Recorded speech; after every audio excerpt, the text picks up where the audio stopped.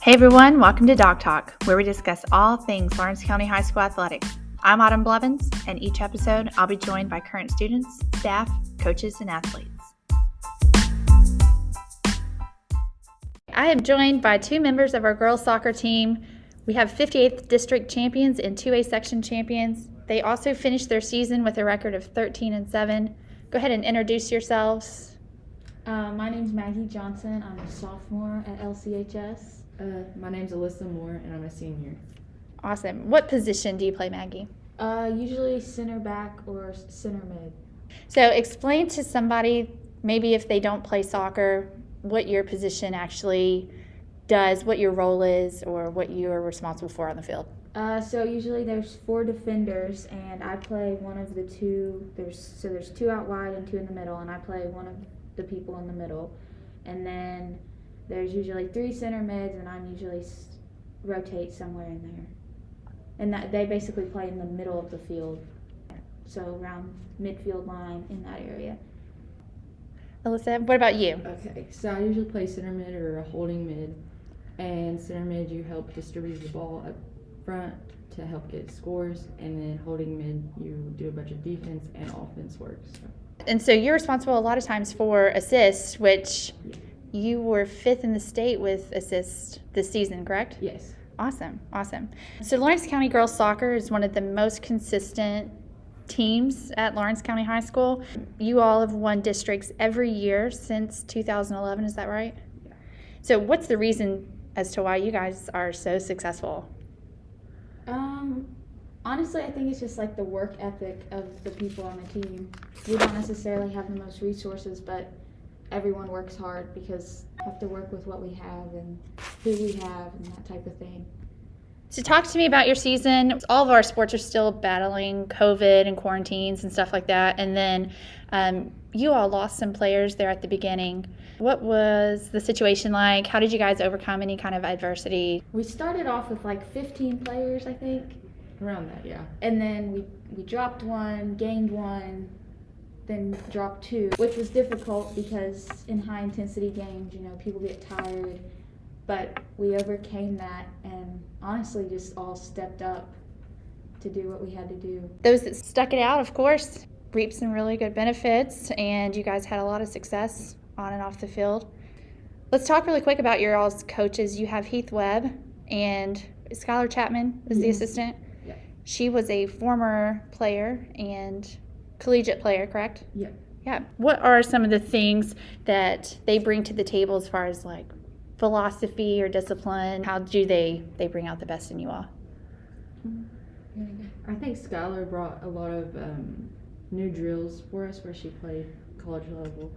And she knew what it was like to be a player, and then also got the coach view. I think especially this season, they really focused on each practice, giving it all you had, because we never knew if we were going to get called to be quarantined and then if we were going to be able to play our next game. So it's kind of just you had to play when you could because you didn't know when you would be able to play again.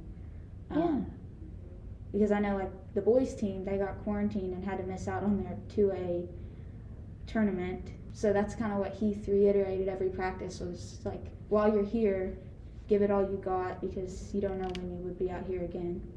That's a great thing to transition to from the field into the real world is, do the best you can. You don't know what's going to happen next. As a coach myself, I always like to reiterate some things with how can we take what's happening here and apply it to real world situations. And so that's a great one, I think, to take on to the next level. You never know what's going to happen, and at any moment something could impact you or change you, and just to give it all every day that you can is a great piece of advice.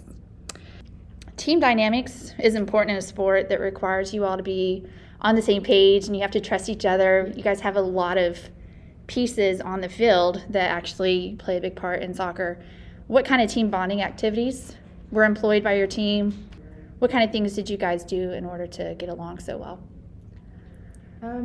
Every chance we got, if we had a morning practice, we'd go and get breakfast after, and that was always a good team bonding thing.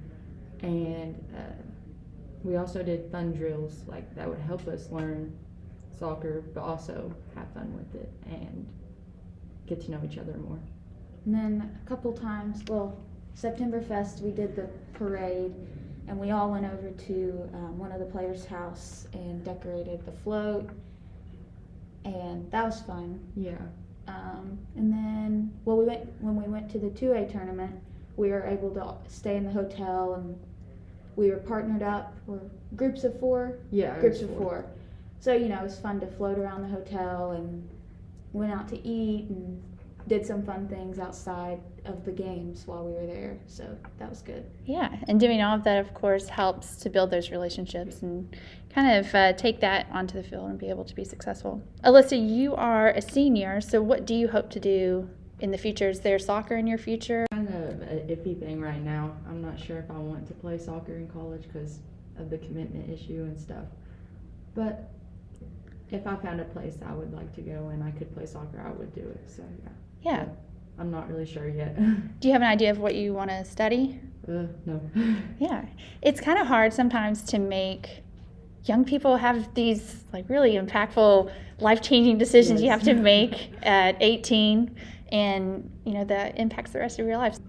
As a senior, and you played your last game, what do you hope to see with the future of the soccer program here at the high school?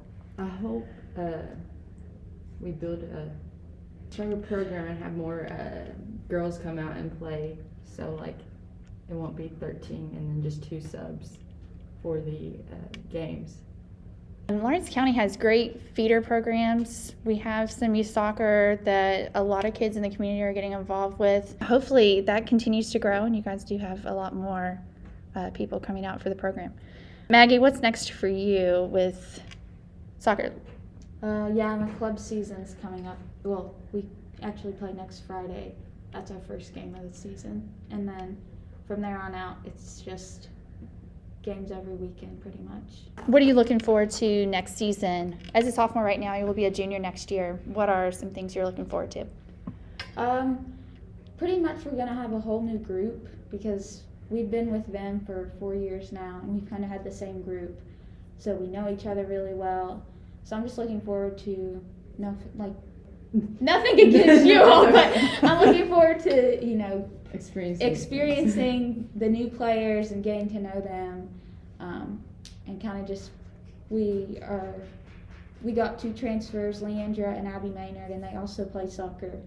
So hopefully they'll come out for that and be able to get to play with them, which will be good. So that provides some challenges in itself, learning new players and trying to kind of figure out the team dynamics, and hopefully the bonding and all of that stuff continues for you all. How many seniors did we have? We had 3. It was me, Jasmine, and Shelby. Jasmine and Shelby. And do you know if they plan on playing at the next level? Shelby actually committed to Georgetown. I'm not sure about Jasmine, but yeah. It's great to see that the things that you all are learning here and some are being able to continue to take that to collegiate level, and even, players that don't go on and play at the next level. Again, life lessons, the things that you learn in sports is really important. What's the biggest life lesson maybe, other than, make every day the best it can be, because you never know when it's your last? What is another life lesson you hope to take maybe to the real world outside of high school? Time management or commitment and stuff like that.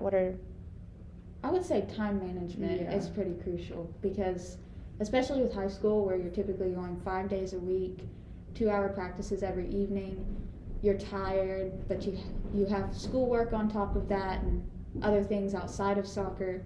So I think learning to manage your time during the week specifically is very important. So we're going to play a quick game. It's rapid fire. Fastest runner on the team? Probably Maggie. Oh, no, Jasmine. Jasmine. Maggie or Jasmine. They're pretty... Maggie's really good at, going for a long distance, and then Jasmine's just really fast. Favorite food? Shrimp, probably. Potato soup. Favorite drill? Transition boxes. Oh, what was that one I texted you? Power finesse. Power finesse. I love that game. So what is power finesse? Okay, so you have a line behind the 18-yard, and so like Heath would be on one side with balls, and Skylar would be on the other side of the goal with balls, and Heath would pass us the ball, and we would have to take a shot before the 18-yard line. If that goes in, then you take another shot, and it's at the 6-yard line, and if you make 2, you get to call out a player, and they have to make both of their shots to either be in or out, and then it's whoever Awesome. last wins. Yeah, awesome. So you said a transition drill, a box drill. Yeah. What's that? So there's 3 boxes, and then there's a group in each box, and you're in your team in the box, and if you get 5 passes, you try to switch it to the other box, but there's, oh gosh, it's kind of hard to explain. It is. I was explaining mine, and I'm like, oh no. Okay, there's 3 boxes, and there's a group in each box, and the goal is to switch the ball after you get 5 passes from one box to the other, and it's just very high-paced and fun, and everyone's involved, so you're really never bored. Those are the kind of drills that I like to do as a coach. Not a lot of standing around. People are all involved, and it's always moving and stuff. So, biggest influence. Who's your idol, motivator, biggest influence? Probably my mom and dad. They pushed me the most and just made me want to be a better person. There you go. I'd say the same thing. If you had a choice between listening to music or watching movies, which would you choose? Watching movies. Yeah. Music kind of gets on my nerves sometimes. I like music for short periods, Yeah. but if I have movies, definitely keep me entertained for longer. Are you all one of those, like, sometimes when I'm teaching, I'll allow kids to listen to music with, AirPods or earphones or whatever. Can you do work and listen to music at the same time? No, it really depends. If there's reading involved, absolutely not. Yeah. I can't concentrate. Yeah. But it just, it depends on what mood I am in, but usually no. I can't focus. Yeah. I get nothing accomplished if I have music in. And then everyone tries to talk to me, and I'm like, I don't know. I can't concentrate. It's all too much going on. Favorite subject in school? Probably math. Math. Good. Awesome. The math people getting some praise. Awesome. Thank you guys for being here. That's going to conclude our podcast. I do want to say that if people get an opportunity to go out and catch girls soccer, I think it's an awesome atmosphere. You guys have really made an impact on our school, our athletics, the success. District champion since 2011. You guys are consistent, and there's just something good happening with the girls soccer, and I can't wait to see how you guys continue to grow and stuff, and see where you end up, and the types of programs and things that you get involved with in your future and stuff like that. So thanks again for being a part of it. Thank you. Thank you.